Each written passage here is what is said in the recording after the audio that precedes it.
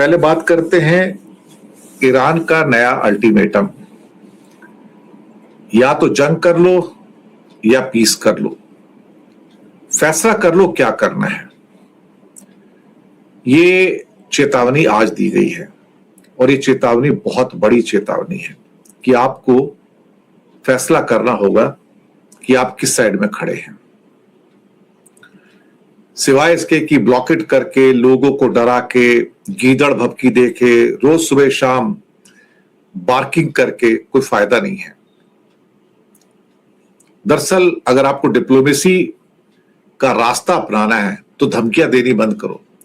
दिन में 4 बार धमकी देना और फिर कहना कि हम डील करेंगे, धमकी देके डील नहीं होती है ना। आप डील करना चाहते हैं, डिप्लोमेसी से अगर जीना चाहते हैं तो बातचीत का रास्ता होता है। लेकिन बातचीत के रास्ते में हम तुम्हें पूरा विध्वंस कर देंगे, बर्बाद कर देंगे, सिविलाइजेशन खत्म कर देंगे, हमारे टैंक्स आ गए, हमारे बख्तरबंद गाड़ियां आ गई, हमारे हवाई जहाज आ गए, हमारा गोला बारूद आ गया। बंदूक की नोक पर आप डील करना चाहते हैं तो ट्रंप को इस बात की समझ होनी चाहिए कि इस दुनिया में हर कंट्री बकरी का बच्चा नहीं है जो तुम्हारे सामने घुटने टेक देगा। तुम्हें आदत हो गई होगी कि दुनिया मेरे सामने आए और घुटने टेक दे क्योंकि मैं बहुत पावरफुल हूं। लेकिन दुनिया में कोई ना कोई तो ऐसा डेविड पैदा होता है जो गोलायत को क्या कहते हैं, अस्वीकार कर देता है। जी हाँ, आप सबने डेविड और गोलायत की स्टोरी सुनी है। डेविड एक बच्चा और गोलायत एक राक्षस टाइप का। लेकिन अल्टीमेटली जीतता कौन है इसमें? डेविड ही जीतता है ना, बच्चा ही जीतता है।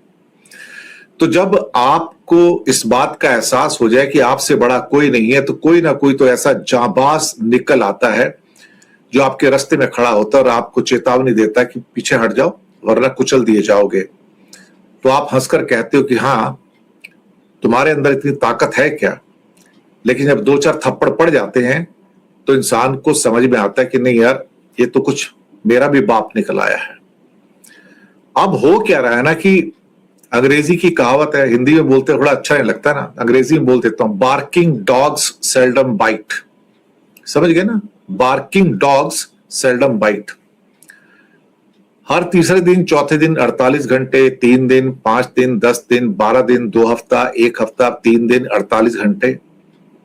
आप समझ गए ना? गरजने वाले बादल बरसते नहीं हैं। अब एक बार मार खा लिया ना इसने, तो अब पता क्या होता है, कई बार आदमी मार खाता है तो आगे से कहता तू मार के दिखा, फिर एक थप्पड़ पड़ता है, फिर कहता है मार के दिखा, फिर एक और पड़ता है, कहता नहीं नहीं एक और मार के दिखा, फिर एक और पड़ता है। ये वही आदमी है ट्रंप, इसे थप्पड़ खाने की आदत है। लेकिन अब इसकी समस्या यह है कि उसे पता लग गया कि इसकी ताकत कितनी है, तो अब अंदर आने से डर रहा है। वो उसे खौफ हो रहा है कि अंदर जाऊंगा तो मैं और मार दिए जाऊंगा। दरअसल ईरान ने जो नई मांगे भेजी हैं उसमें मुख्य क्या है कि अमेरिका की वापसी हो जाए, यहां से गेट लॉस्ट फ्रॉम हियर, नाकाबंदी हटाओ यानी कि ब्लॉकेड हटाओ, हमारी जो आपने प्रॉपर्टी सीज की हुई है वापस करो और मुआवजा दो, सैंक्शंस हटाओ, लेबनान के खिलाफ भी युद्ध का अंत करो और होर्मुज के लिए हम यहां पर कंट्रोल करेंगे। ये हमारा शर्तें हैं, मानो तो ठीक, ना मानो तो ठीक। लेकिन जो भी इस टाइम शिप वहां से निकल कर जा रहे हैं सबको पता है कि वो पैसे दे के जा रहे हैं, उनके मालिक पैसे दे रहे हैं, चाहे वो क्रिप्टो करेंसी में दें या युआन में दें। अब इस पेमेंट का पता क्यों नहीं लगता है? इस पेमेंट का पता इसलिए नहीं लगता कि मैं आपको बताता हूं, दुनिया में ना जहां पे डॉलर में दो, यूरो में दो, दिराम में, रियाल में, या कैनेडियन डॉलर, ऑस्ट्रेलियन डॉलर हो, सिंगापुर डॉलर हो या स्विट्जरलैंड का स्विस फ्रैंक हो, ये सब स्विफ्ट की पाइपलाइन से ये सारी करेंसी चलती हैं। ये बैंकिंग सिस्टम है। लेकिन चाइना ने स्मार्ट गेम खेला और चाइना ने क्या किया, अपना अलग इंटर बैंकिंग सिस्टम बना दिया। तो उसको नाम रखा cross border inter bank system, CIPS. जैसे स्विफ्ट है ना वैसी सिप्स है, एक दो और भी ऐसे सिस्टम्स है। तो स्विफ्ट कोई अकेला नहीं ऐसे दुनिया में। तो चाइना ने ये नया सिस्टम बना लिया। तो लोगों से कह दिया अगर तुमको पेमेंट करना है तो सिप्स के थ्रू, यानी कि चाइनीज कंट्रोल जो आपका cross border inter bank system है, वहां से पैसे भेज दो, बात खत्म हो गई ना। तो पैसे भी आ जाते हैं उसके पास और पता भी नहीं लगता। और जो क्रिप्टो करेंसी से पैसे आते हैं उसका तो भाई ऊपर वाले को भी नहीं पता लगता किसने पैसे दिए और किसको पैसे दिए वहां पे। तो ये बिल्कुल सही बात है।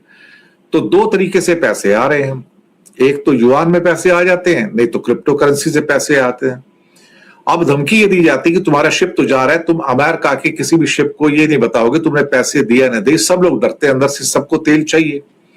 अब तेल चाहिए तो बोलेंगे तो आगे से वो कंट्री को बैन कर देंगे, उनके शिप्स जो बाकी निकलने वो नहीं निकल पाएंगे। तो एक समस्या थोड़ी है भाई, यहां पर तो बहुत सारी समस्याएं हैं ना। तो अब ट्रंप डर रहा है कि भाई मैं करूं तो करूं क्या, अल्टीमेटली मेरे पास चारा क्या बचा, अगर अटैक करता हूं तो फिर मरता हूं, फिर थप्पड़ खाता हूं। तो अब सोचता है कि कोई मुझे रास्ता मिल जाए। कई बार मुझे लगता है कि 13-14 तारीख तक ये होगा। अगर ये अटैक और 10 दिन में नहीं हुआ ना तो फिर उसके अगले 2-3 दिन नहीं होगा। उसका एक बड़ा कारण है 14-15 का ट्रंप का चाइना का विजिट है, इसी महीने का, मई का। तो करीब करीब 10-12 दिन बचे हैं उसमें। वहां जिनपिंग से बात कर रही है, समझौता कर रहे हैं। और चाइना ने कल वाट लगाई दी अमेरिका की, आपको पता ही है, बोल दिया कि मैं तुम्हारे सैंक्शंस को जो मेरी रिफाइनरी पे लगी मैं मानता ही नहीं। मैं मेरी रिफाइनरी बाहर जाएंगी, तेल खरीदेंगी और लेके भी आएंगी, सब कुछ करेंगी, तू कुछ नहीं कर सकता। तेरा सैंक्शन को मैं ब्लॉक करता हूं, इलीगल तेरी सैंक्शन है, आई केयर टू हुड्स। सच कहा जाए तो उसने कुछ वो शब्द नहीं लिखे, गेट लॉस्ट फ्रॉम हियर। ये शब्द लिखना चाहिए था चाइना को कि get lost, get out from here, I don't care for your sanctions. ये चक्कर है। खैर जो भी है, लेकिन फिलहाल तो चाइना भी विनर है, ईरान भी विनर है। अगर कोई अपनी जान बचाने को भाग रहा है ना तो वो साहब वो अमेरिका है कि उसकी जान कैसे बचेगी इस टाइम। खैर जो भी है, जैसे भी है, अगली खबर पे आते हैं कि एयरलाइंस अपनी फ्लाइट्स को कट कर रही हैं। एक बड़ा क्राइसिस इस टाइम दुनिया में आपके सामने है साहब, बहुत बड़ा क्राइसिस है ये। और उस क्राइसिस ने दुनिया की हालत खराब कर दी है। स्पिरिट एयरलाइंस अमेरिका की, जिसके पास करीब 200 एयरक्राफ्ट थे, वो कल बैंकरप्ट हो गई, दिवालिया हो गई, खत्म हो गई। कल रात से ऑपरेशन खत्म हो गया उसका। 17,000 वर्कर्स की नौकरी कल रात को चली गई अमेरिका में। तो कौन कहता है कि अमेरिका में इसकी हीट नहीं पहुंची? और ये वॉर की वजह से हुआ, क्योंकि एटीएफ की प्राइस डबल हो गई। जो हवाई जहाज में तेल डाला जाता है उसको एटीएफ कहते हैं, एयर टर्बाइन फ्यूल। दुगनी कीमत हो गई उसकी। इंडिया में भी दुगनी कीमत है साहब। अगर इंडिया में वो 1 लाख रुपए का है 1 किलो लीटर, यानी कि 100 रुपए लीटर है, तो अब 200 रुपए लीटर है इंटरनेशनल एयरलाइंस के लिए। तो साहब आग का डबल फ्यूल हो जाएगा तो हवाई जहाज चलेगा कहां से, कैसे उड़ेगा साहब? 2 महीने के अंदर फोल्ड अप हो गई कंपनी, पूरी खत्म। 17,000 कर्मचारियों की नौकरी चली गई। और अब एयर इंडिया ने 100 फ्लाइट कट कर दी पर डे की, इंडिगो कट कर रही है, स्पाइस जेट कट कर रही है, और फॉरेन एयरलाइंस ने भी अब कट करना शुरू कर दिया है। और कि एक तरफ किराए बढ़ा रहे हैं, एक तरफ फ्लाइट कट कर रही है। एयर कनाडा ने, उसकी हालत खराब हो रही है। उसने अचानक से वो अपनी बड़ी एयरलाइंस को कट करने जा रही है इस टाइम, बहुत बड़ा। इसके अलावा अमेरिका की एक और बड़ी एयरलाइंस है यूनाइटेड। उन्होंने कहा कि यहां पर हमारा कोई मुनाफा वगैरह होने वाला नहीं है, बहुत घाटे में हमें चलाना पड़ रहा है। इसके अलावा डेल्टा एयरलाइंस, उनका भी यही कहना है कि हमारी भी हालत बहुत खराब है, we are struggling to run the airlines right now.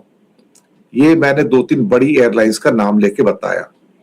Indigo India में बहुत ज्यादा इस टाइम दबाव के अंदर है। और जैसे मैंने बताया ना कि एयर इंडिया ने 100 फ्लाइट पर डे के लिए कट की है। इसी तरह से कई फ्लाइट जो कनाडा की है, उन्होंने टोरंटो और मॉन्ट्रियल से न्यूयॉर्क के लिए जो सारी उड़ानें थी वो अक्टूबर तक बंद कर दी हैं, अक्टूबर तक।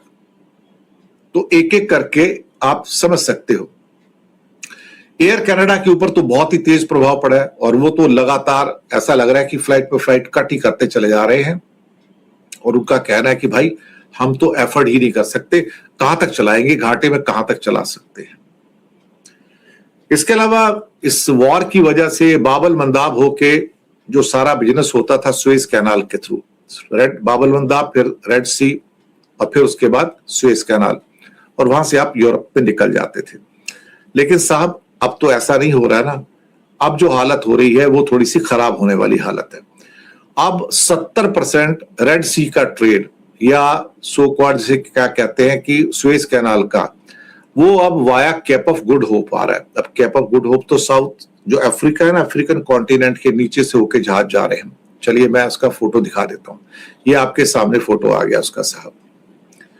आप देखो कि इसमें एक रेड सर्कल बना है, वो सुएज कैनाल का रूट है। सुएज कैनाल के रूट से सपोज करो कि अगर आपको किसी रूट से जाना है तो उसको 12,000 किलोमीटर और कुल मिला के 14 दिन का वो पूरा ट्रिप होता है अगर लंदन जाना है तो। और अगर साहब आपको नीचे अफ्रीका का पूरा चक्कर काट के जाना है क्योंकि सुएज कैनाल बंद है या रेड सी बंद है, वहां पर हूती बैठे हुए हैं, तो साहब फिर इसका आप सोचिए कि 12,000 किलोमीटर की जगह ये जो पूरा का पूरा ट्रिप होता है 21,000 किलोमीटर हो जाता है, यानी कि 9,000 किलोमीटर एक्स्ट्रा। और 14 दिन की जगह 24 दिन से लेके 30 दिन तक लगते हैं इसमें। और ये नीचे इसको क्या बोलते हैं, केप ऑफ गुड होप। ये तो आपने जब ज्योग्राफी पढ़ी होगी तो आपको पता भी होगा कि ज्योग्राफी के अंदर केप ऑफ गुड होप जो है वो अफ्रीका के नीचे का पूरा चक्कर लगा के जाते हैं। 70% ट्रेड जो सुएज कैनाल से होता था वो शिफ्ट होके अब केप ऑफ गुड होप पे चला गया। आप सोचिए कि किसी भी एक जर्नी को 15 दिन 20 दिन ज्यादा लग रहे हैं तो कितना उसका फ्रेट बढ़ जाएगा, इंश्योरेंस बढ़ जाएगा, किराया बढ़ जाएगा, कंटेनर का जो रेंट है वो बढ़ जाएगा। तो ट्रेड के लिए तो एक किस्म से नुकसान के ही सौदे हैं और कुछ भी नहीं है।